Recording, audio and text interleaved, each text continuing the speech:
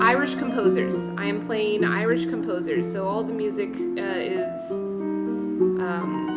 all famous Irish composers. So we're gonna enjoy some nice Irish music. Maybe not the typical Irish music that you think of, and that's kind of the purpose today, you know, in talking about the civility or politeness of interacting with those around us in our community.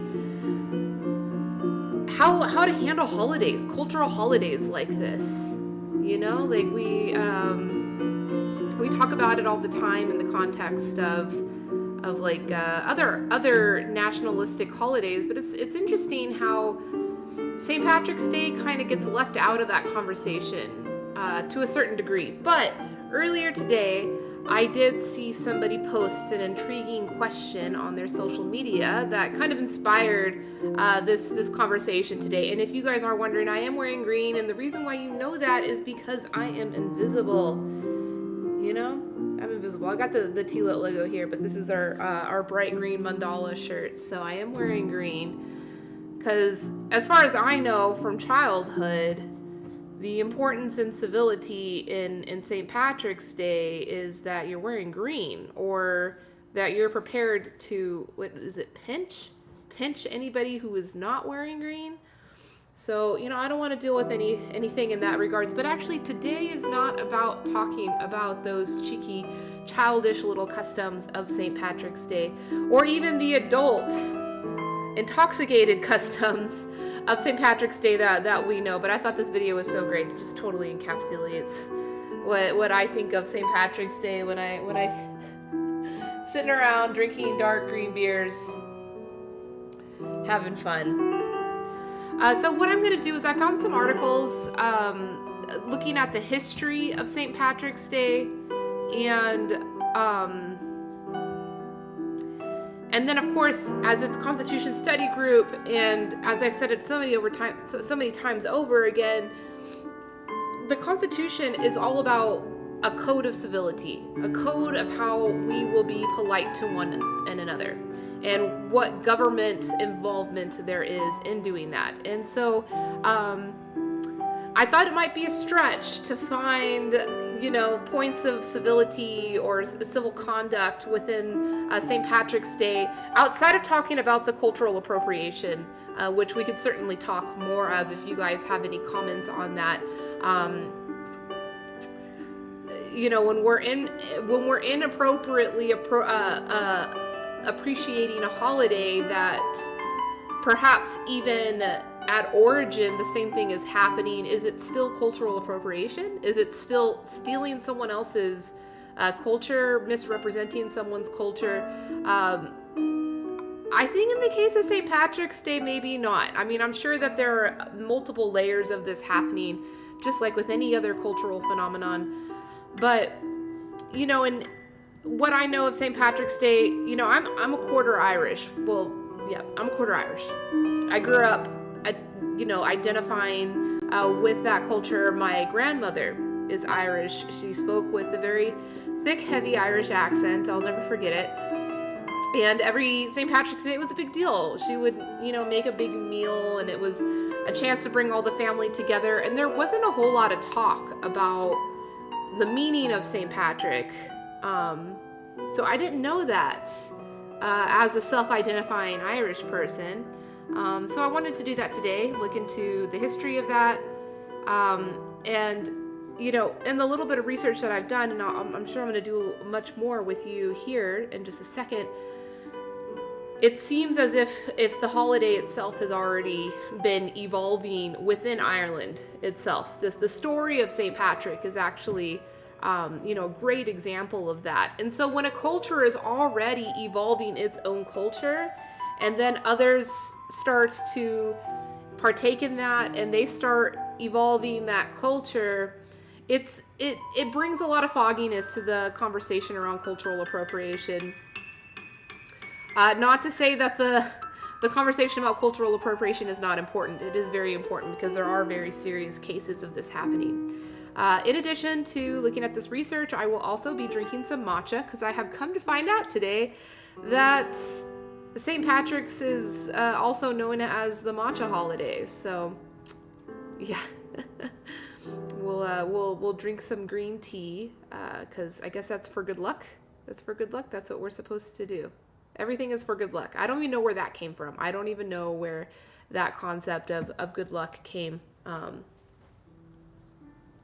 So we'll research all of that stuff. But again, everything under the context of civility, of how society works with another, because there is a very important story about St. Patrick that does involve society and community. And I mean, heck, it influenced a community so much that they've created grand stories and, long holidays that sometimes, have become silly, like they are now.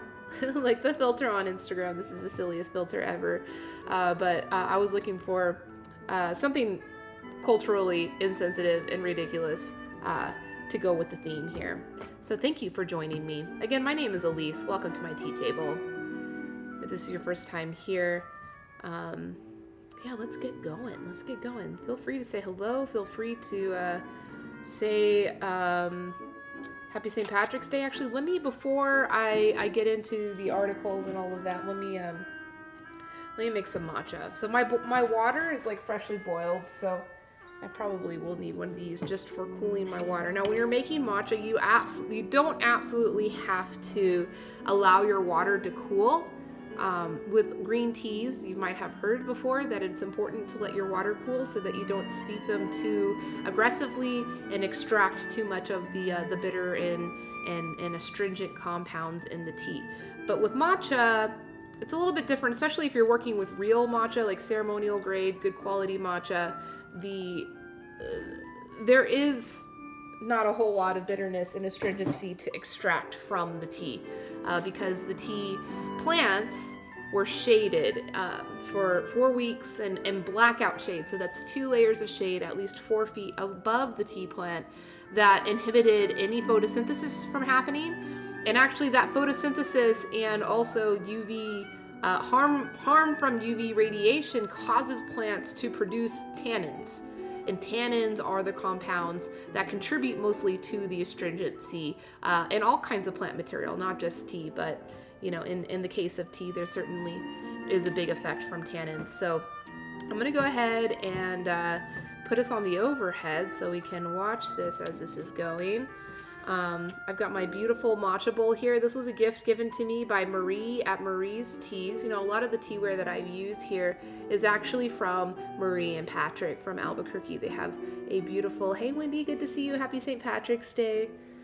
Please don't mind the silliness for today, but I'm kind of using silliness to explain and just remind people how cultures and holidays do evolve and change. And, I'm not here to make a criticism if it's bad or good. I'm just like addressing it and identifying it. I will be reviewing some articles on the history of St. Patrick and especially the history of Ireland and what Ireland has gone through and how St. Patrick's Day has, become the holiday that it is for us to identify as Irish people. I am a quarter Irish. My grandma is very proud of that and kept that Irish heritage close to us. Although, I didn't really learn the specifics.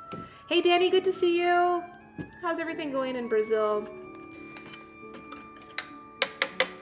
Danny, I booked a ticket to Mumbai yesterday. So I will be in Mumbai on April 30th. I'm going to be there for a couple of weeks.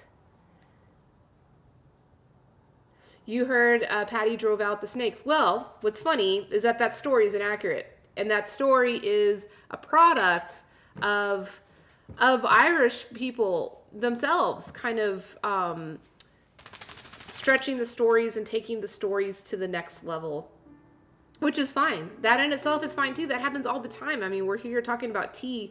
That happens so much in tea.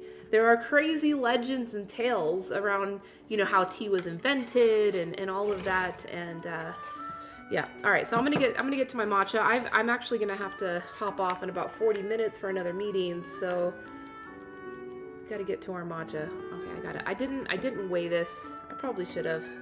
But I'm inaccurate. You guys want to take a look at my green matcha. So I'm just using this little sift here to help get some of the clumps that can sometimes come into the matcha. That's funny, Wendy.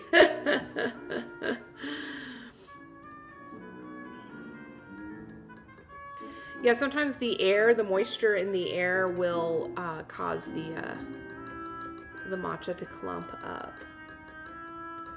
Yeah, Wendy, I was just telling Danny that I booked a plane ticket. I have started my vaccination process. I'm a few weeks in now, so by the end of next month, I will be actually by the middle of next month, I'll be completely vaccinated.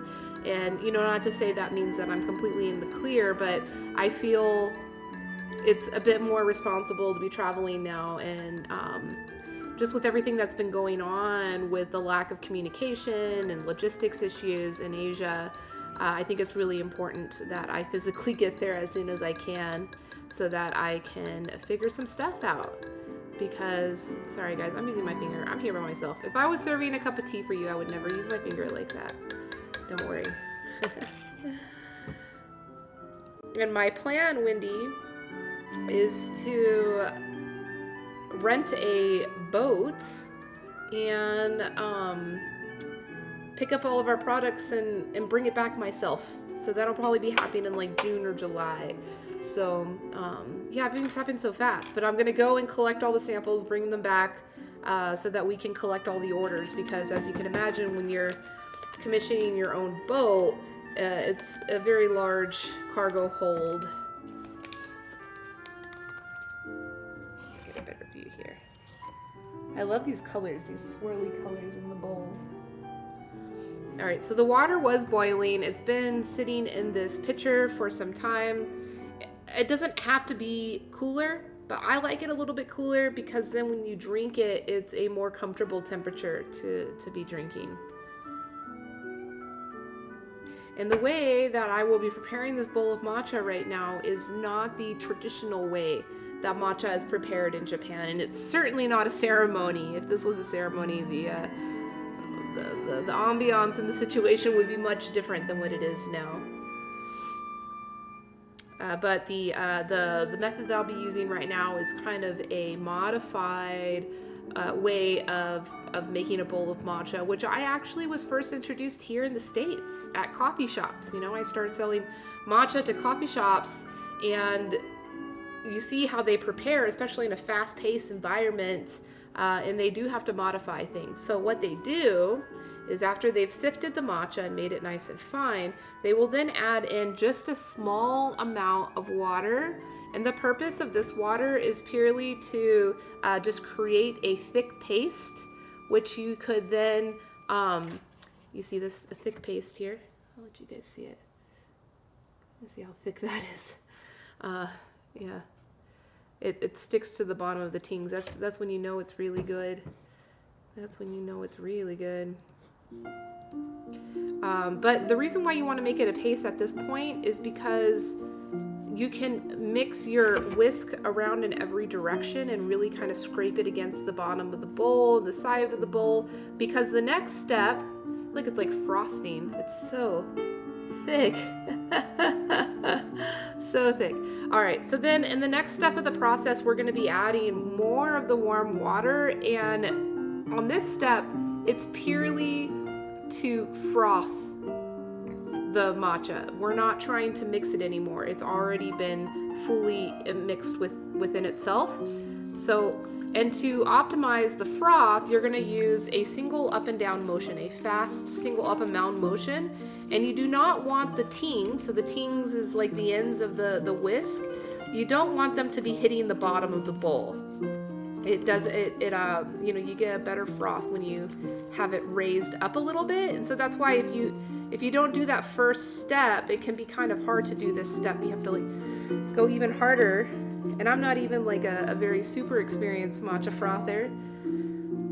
See, like these little bubbles like here on the side, these larger bubbles, you actually really don't want those. So like you're supposed to do like smooth little motions to kind of rid these bubbles. And here we go, a beautiful cup of St. Patrick's brew. I say that, you know, today is matcha holiday because, you know, I'm in tea marketing and I work with a lot of businesses that are also into tea marketing, and everybody is sharing beautiful matcha photos today and matcha videos today for good reason. You know, it's a beautiful, attractive color and the green is nice. And in fact, one of my accounts that we work with out of Davis, California, has been doing some pretty cool content on TikTok. And his team posted out a video of making these beautiful, beautiful matcha brownies. In fact, I'm going to share it with you guys. I think it's worthy. It's worthy of being shared.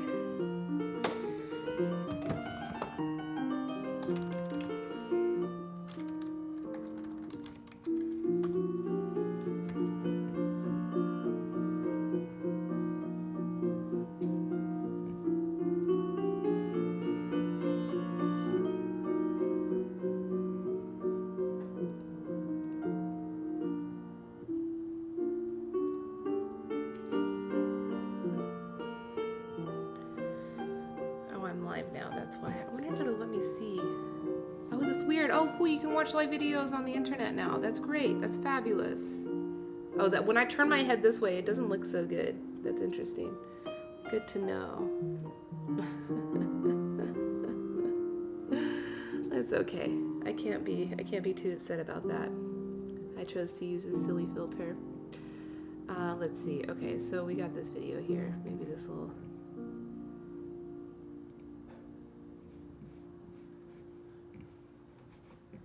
Yeah, so he made this video, or his team. You know, I think he's got some interns helping him now.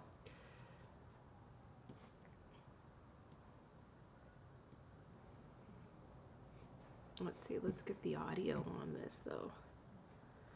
I'll start it over. But so this is posted to Instagram. I reposted this to Instagram, but it was originally posted to TikTok this morning, and I believe that they already have like almost 1 million hits on it.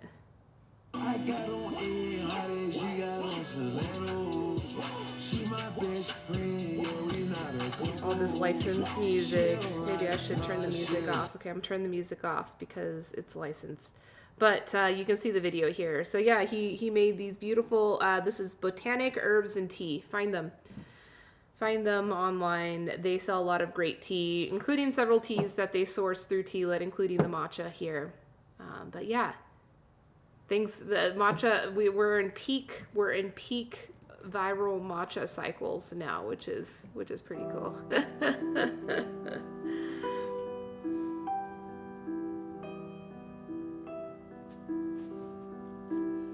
I'm going to go ahead and enjoy my bowl of matcha before we get going. Cheers. Cheers. Oh, I should drink with my buddies. I should be drinking with my buddies, right? Yeah! Cheers, guys! Cheers! Happy St. Patrick's Day! Woo!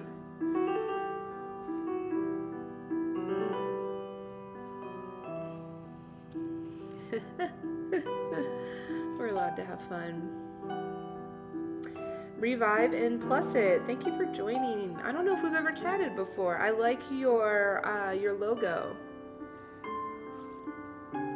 Almost reminds me of the Celtic symbol, which we're gonna go over. We're gonna go over in this article, right? So let's get to it.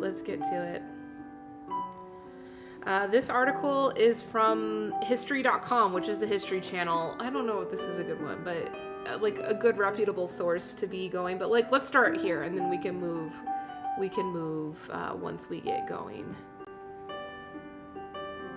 This matcha is so good, so decadent and rich and sweet. You may a little bit notice like my speech speeding up, my ideas moving faster than maybe you're used to seeing them. And that's all from the L-theanine and the caffeine in matcha. Matcha is the highest contents of L-theanine and caffeine of all, the types of tea. So if you're looking for nootropics, if you're looking for focus and for relaxation and meditation, look for the ceremonial matcha. And that's that shading that makes that difference when they shade it with the 2 layers of blackout cloth. If you don't shade it, it's going to respire in the sun. And so the tannins, what tannins do in addition to creating astringency on the palate, it's scientists will call it like the world's strongest bioweapon because it denatures proteins. And L-theanine is an amino acid, so L-theanine will be destroyed by tannins, and so that's why highly tannic teas are probably less. I say probably because unless you're sending all of your samples to a lab, it's really hard to say what's good or not. All right, so let's see. I'm just gonna try to move this up so we can see it better. St. Patrick's Day is celebrated annually on March 17th. Hey, happy St. Patrick's Day, guys. The anniversary of his death in the 5th century. So the 5th century, that's a long time ago, 1,500 years ago. The Irish have observed this day as a religious holiday for over 1,000 years. On St. Patrick's Day, which falls during the Christian season of Lent, Irish families would traditionally attend church in the morning and celebrate in the afternoon. Lenten prohibitions against the consumption of meat were waived, and people could dance, drink, and feast on the traditional meal of Irish bacon and cabbage. Who is St. Patrick's? Oh, that's great. Oh, okay, awesome. Yeah, I love your logo. Thanks for stopping by and hanging out. I believe this article does address like where the Celtic symbols came from, or at least how they got incorporated into Christianity, because that's actually what St. Patrick did. Okay, we're going to go on. St. Patrick, who lived during the 5th century, is the patron saint of Ireland and is its national apostle. Born in Roman Britain,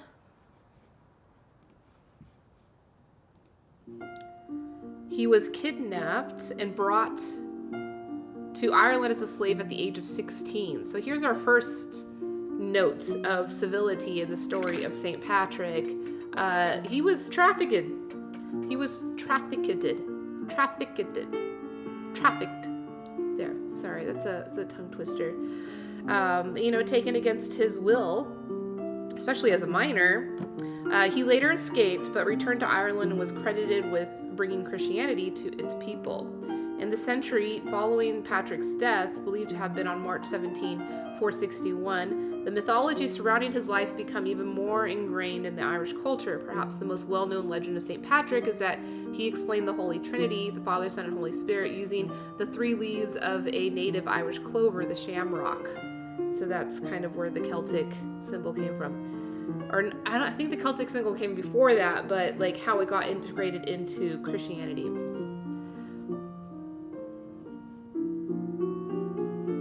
So I think this was actually not the article.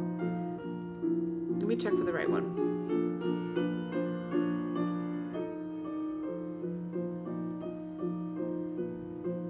Or maybe that was, I feel like it was on.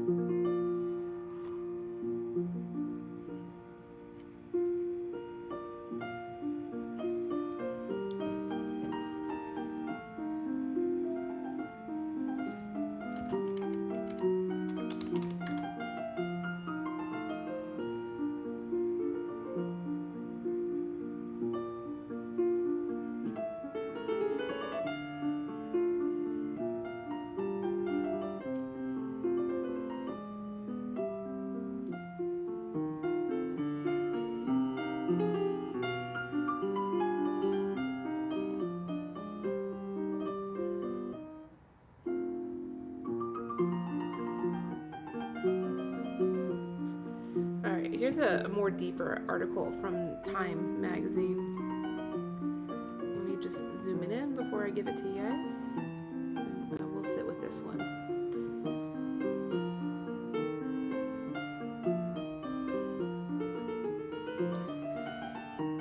So the true history behind St. Patrick's Day. We'll look at this one first, and we'll see how good it is.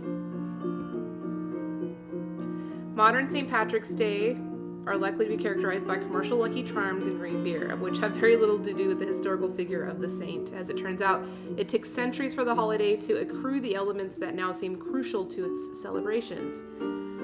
The March 17th celebration started in 1631 when the church established a feast day honoring St. Patrick. Oh, interesting. So it took over 1,000 years until he was celebrated. He had been patron saint of Ireland, who had died around the 5th century, a whopping 12 centuries before the modern version of the holiday was first observed, but very little is known about who he actually was. According to Marion Casey, a clinical assistant professor of Irish studies at New York University and a regular marcher in the St. Patrick's Day parade in Manhattan, we know that he was a Roman citizen because Britain was Roman then, and then he was enslaved and taken to Ireland, where he either escaped or was released.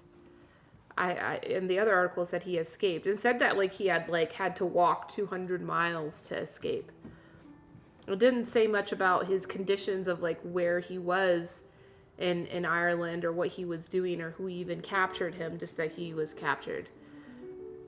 And then he became a priest and went back to Ireland, where he had a lot of luck converting the Druid culture into Christians. A legend says St. Patrick was actually born is that Maivin Sukkot but then he changed his name to Patricius, or Patrick, which derives from the Latin term for father figure, after he became a priest. Okay, so he didn't become Patrick until after. And that supposed luck of his is the root of all the theme merchandise for modern St. Patrick's Day. Okay, so he's the lucky one. Interesting. They say the luck of the Irish, and he wasn't even Irish.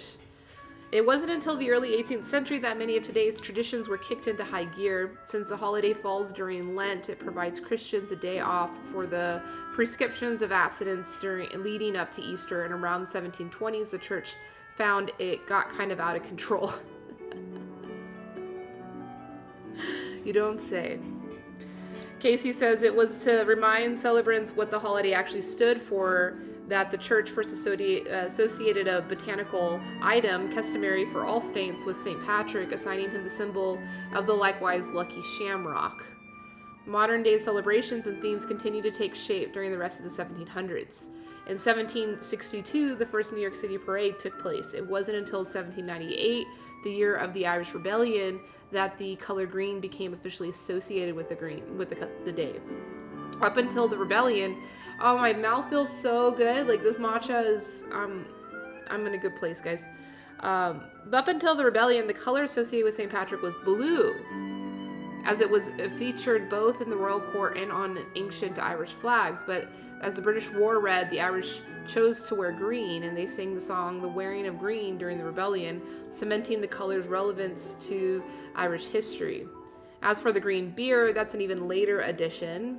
In fact, it wasn't until the late 20th century that Ireland repealed a law that initially kept everything, pubs included, shut down for the day. Since then, thanks to a marketing push from Budweiser in the 1980s, drowning beer has become a common way to celebrate, regardless of how closely it's tied to the actual meaning of St. Patrick himself. Interesting. So there we go. There you got the truth. So, how does that make you guys feel? I mean, did you guys know all of that? I didn't. I had heard something about snakes, but then I had also heard that that was inaccurate. But yeah, these guys are drinking behind me because of Budweiser. Thanks Budweiser. So I just got to become the next Budweiser of tea, like making tea drinking a part of like major holidays. You know, it's a new marketing angle I'm gonna take. I think it's a good one.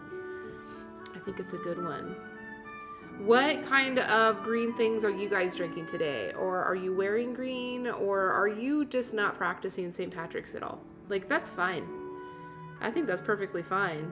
I find so many people practicing it.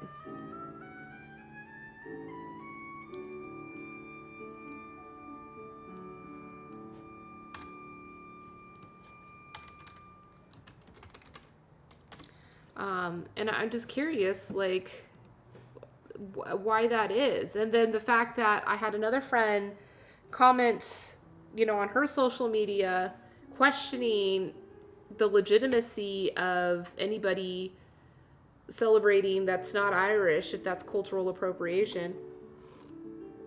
And it's like, well, you know, the Irish themselves kind of created this holiday, you know, retroactively, 1,000 years retroactively after the work of St. Patrick.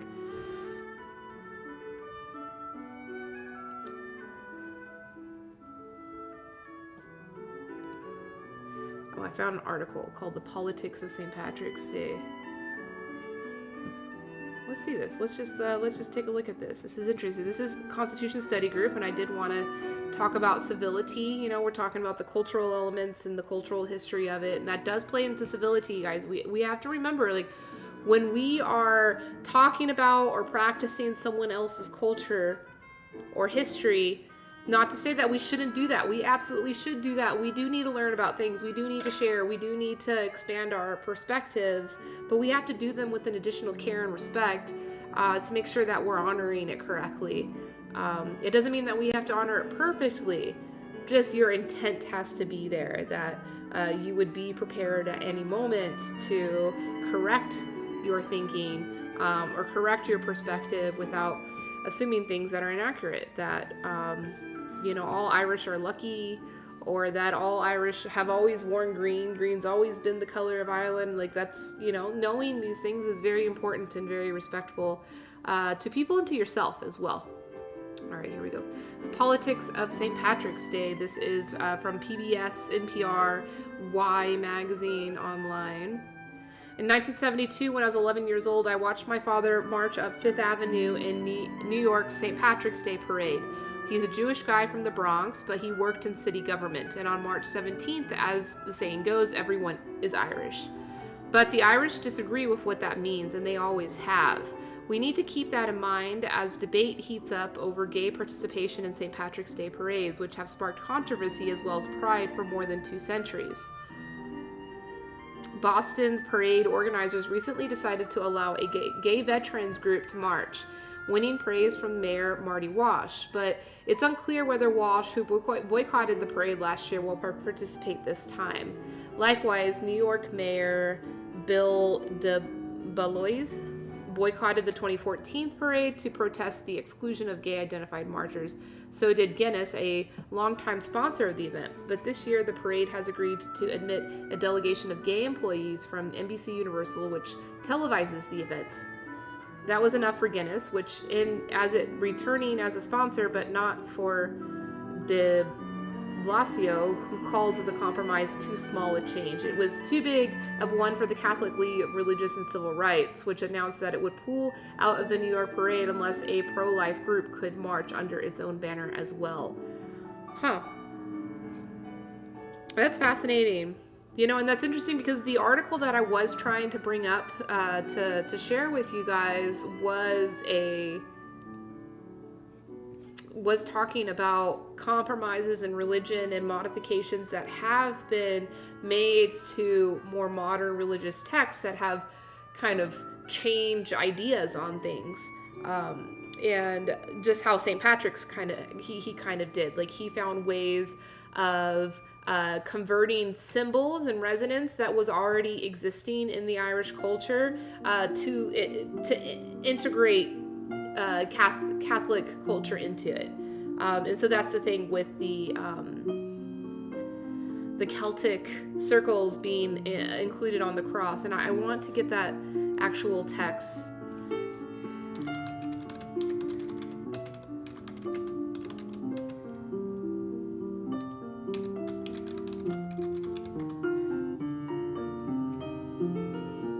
So here we go. I'll just read it instead of showing it. The symbolic meaning of the Celtic cross. According to popular legend, the Celtic cross was introduced by St. Patrick when he was converting the pagans in Ireland to Christianity. It has been said that St. Patrick combined the Christian cross with the pagan sun to give the newly converted followers the idea of importance of the cross by linking it with the symbolism of the life-giving properties of the sun, while others say that placing the cross on top of the circle represents Christ's supremacy over the sun, which was worshipped by the pagans. So, yeah, like I said, like they took something that had resonance with the culture already there, and kind of created this new thing, this new culture. Much of the oral history and wisdom of the old Celtic ways has been lost, and our understanding the symbolism of the Celtic cross today is largely based on Roman writings and Christian monks who transcribed the mythology of the Celts. According to the website, What's Your Sign? The Celtic cross represents the meeting place of the divine energies and has been seen as a symbolic compass offering spiritual navigation. So hopefully, we're all learning something today. That's what our stream here is always about, helping introduce new perspectives. Let's finish this story. Indeed, CLR-CR President Bill Donahue said, allowing our political activity would violate the nonpartisan flavor of the event. The parade is not about gays or abortion or anything other than St. Patrick, Donahue insisted. Likewise, the parade's 2014 chairman said that it stands for a celebration of Irish heritage and culture, nothing more, nothing less. So even that in itself is a little bit confusing. They say the parade is not about gays or abortion or anything other than St. Patrick. Well, we just read all the stories about St. Patrick. What kind of parade would that be if that was to be a culturally accurate parade or event? I don't know what it would be, but it's probably not.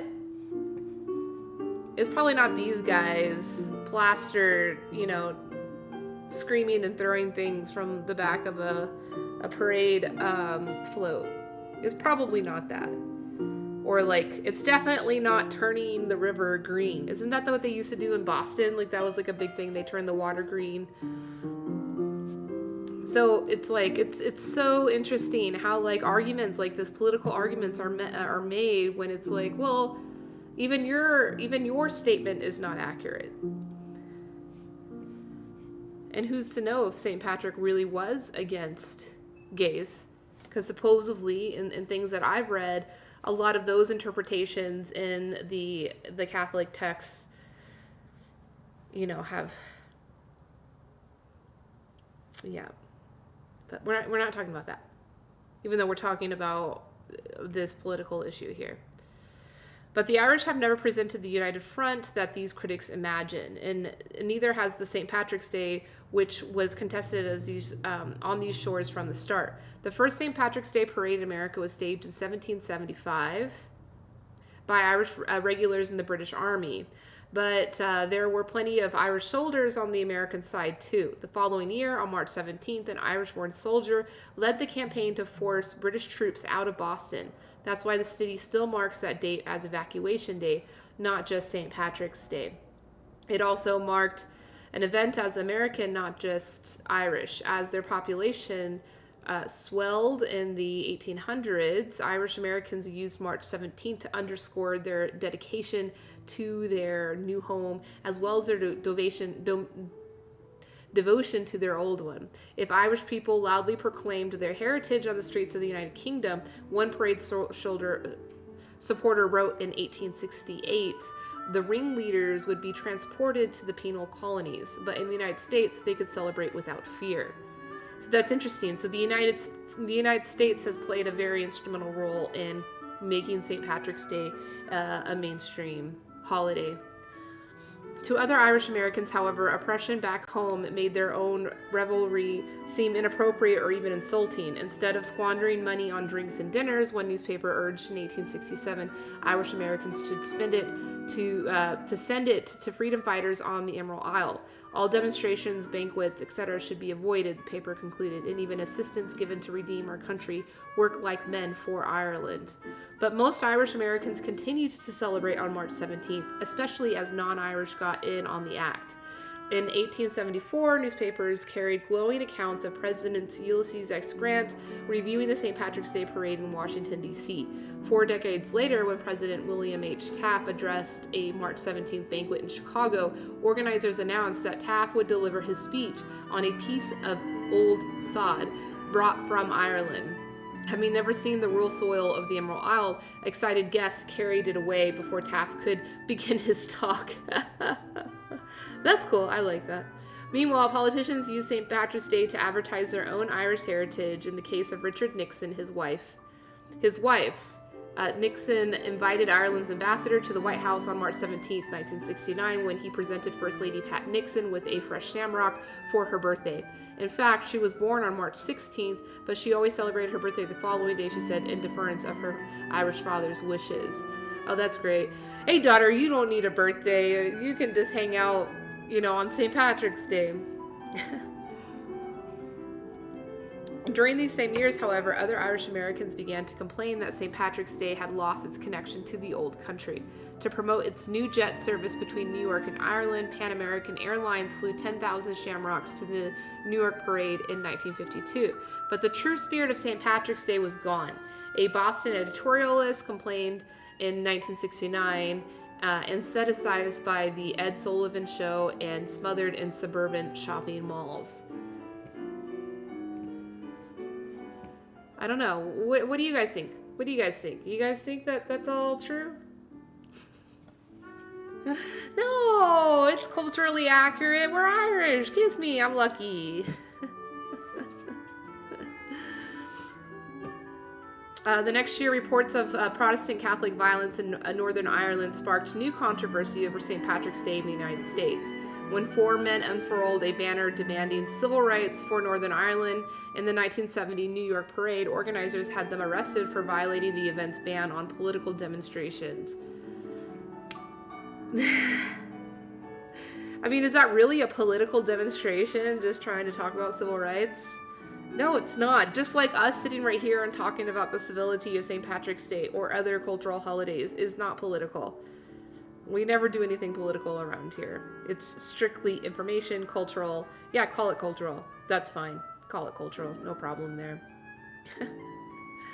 But protests continued. After the Bloody Sunday massacre of 1972, when British soldiers gunned down 13 demonstrators in Derry, St. Patrick's Day marchers in New York wore black armbands.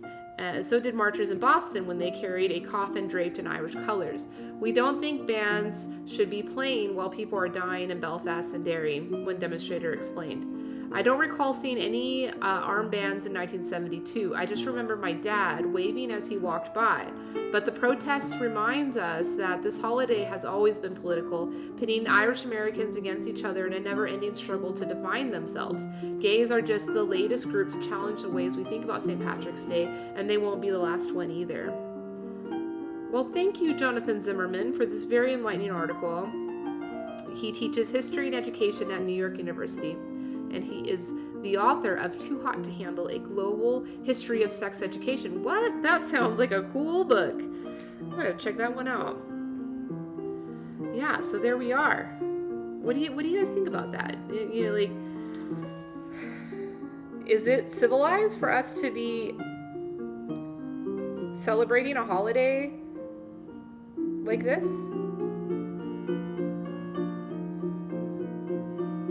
I think so.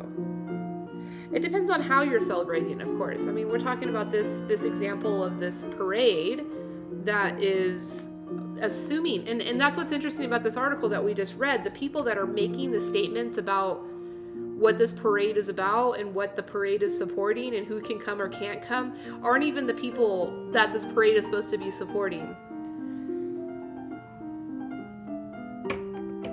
It's like all the Americans are teaching the Irish how to celebrate their holiday for them.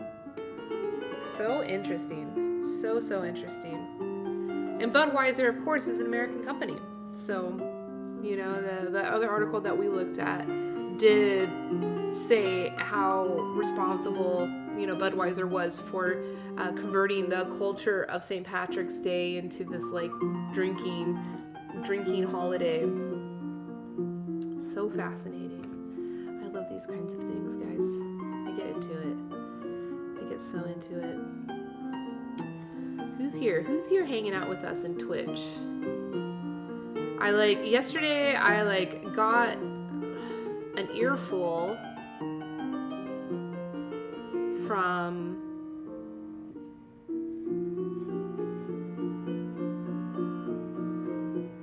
Tef, our friend Tef, about my notifications. And so I turned them on. I put my notifications on and no one's here. That's funny to like help me check my notifications. Because you know, the last time that I oh, my brother's here. Hey Mike, what's up? The last time that I tried to put the notifications up you know, in the OBS, it crashed the whole system. And I think that was actually when I first started to see an effect on my internet speed. And so I think that now maybe my internet is starting to increase in quality now. And so maybe that's affecting that. I don't know. But, I mean, we could test it. Let me go test one. See? Oh. See, it works. Okay, there we go. So yeah, now I will be updated when something happens, like when we get, does this have a, it does have a raid. Okay, cool. What? 384 people just came in? Wow, that's crazy, guys. Let's party. All right, so my notifications are working, so don't worry about me being like 3 steps behind on. Hey, Bessa, what's up? Happy St. Patrick's Day to you. Much love, much love, much love, much love. So yeah, I've got another meeting. Usually I would be going up to my parents' house to enjoy corned beef and cabbage with them. My mom, my mom is actually Mexican, but she has adopted a lot of the cultural customs that my father grew up with. I think fathers or husbands oftentimes appreciate that when their wives learn their cultures and try to implement those and bring those into the home. And so yeah, my mom, she practices whatever she has learned. So there's some Danish cultures that we practice in the house, and then of course on St. Patrick's Day there's always the corned beef and cabbage.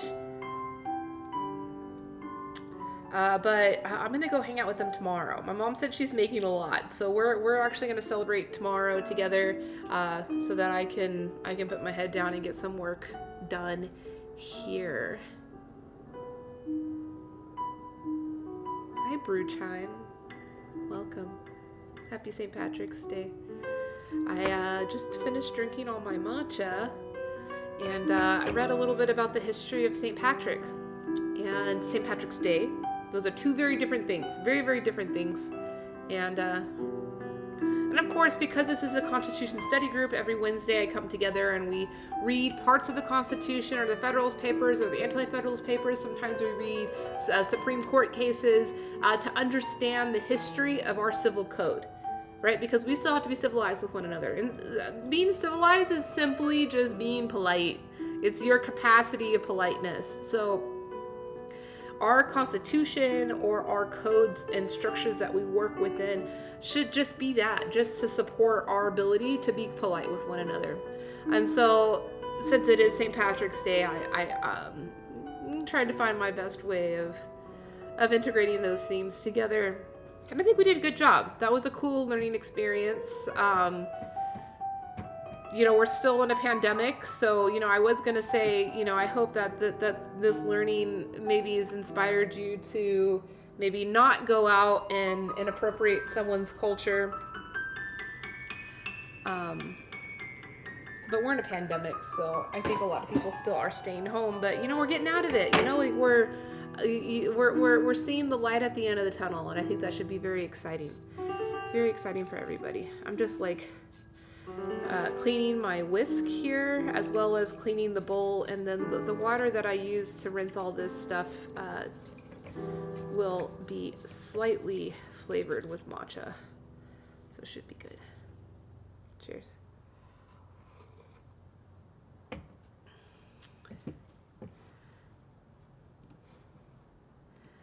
All right, guys, where should we go?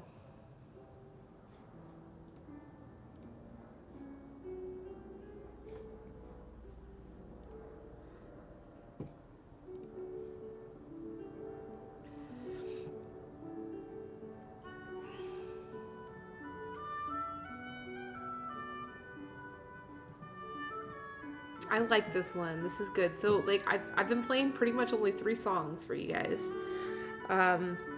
It's great. The thing about classical music, it's timeless and it'll be good forever. But this song is by Hamilton Hardy, who is one of the more well-known?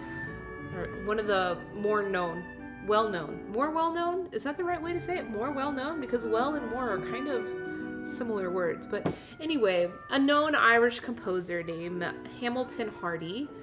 And Hamilton Hardy, let's see, I've got his little bio here.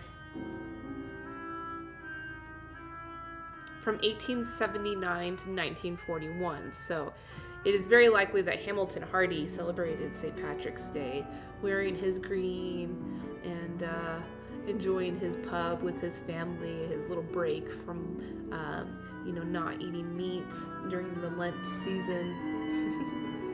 And this track is called Chansonette,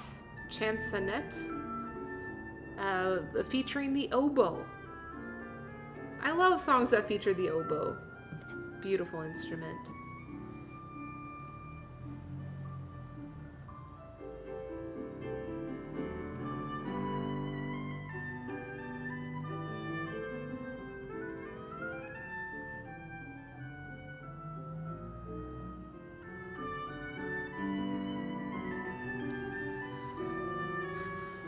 should we go visit?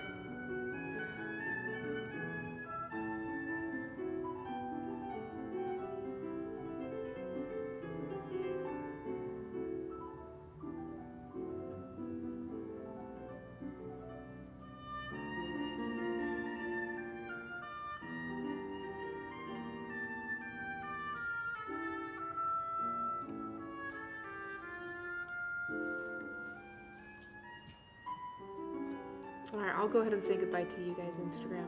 We'll see you next time.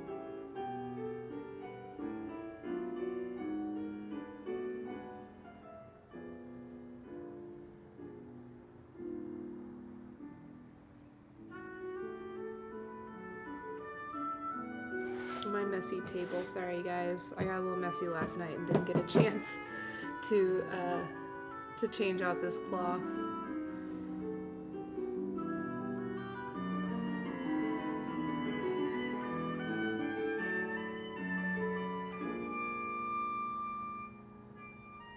Oh, well, here's someone making some Irish food. We might as well hop over. Cooking Girl. Let's go say hi to Cooking Girl. I've never rated her before, but she's making soda bread and corned beef and cabbage, which I think is a perfect thing for us to do. Tell her I sent you. And we're drinking tea. Tea raid. Let's go tea raid. Alright, there's just 2 of us going, but let's go guys. Let's go tell her tea raid, send her lots of love. If you got the emotes, share them. I'll see you guys tomorrow.